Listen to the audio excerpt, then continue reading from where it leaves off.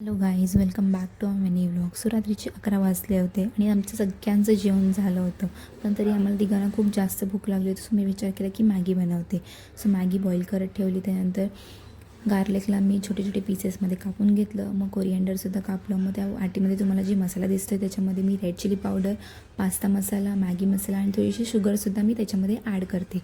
त्यांच्यात पॅनमध्ये ऑइल टाकून त्याच्यामध्ये लसूण टाकलं. लसूणला थोडंसं फ्राय करून घेतलं. त्याच्यानंतर जी पावडर बनवली होती त्या पावडरमध्ये मी पाणी टाकून पेस्ट तयार केली आणि त्याच्यामध्ये पॅनमध्ये टाकली आणि नंतर मॅगीसुद्धा टाकली आणि दोघांना नीट छानपैकी मिक्स करून घेतलं मॅगीला.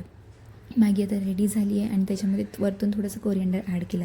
सो मी फर्स्ट बाईट माझ्या बहिणीला टेस्ट करायला दिलं आहे की कशी झाली आहे मॅगी, मला सांग म्हणून.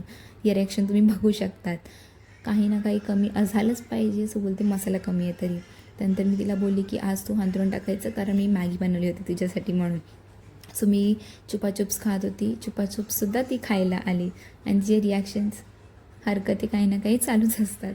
नंतर मध्येच भावावर प्रेम आलं तिला. मग आम्ही गाणी ऐकतोय, मग गप्पा गोष्टी आमच्या चालल्या होत्या आणि तिचे बघा मस्ती तिची किती. सो बाय गाय.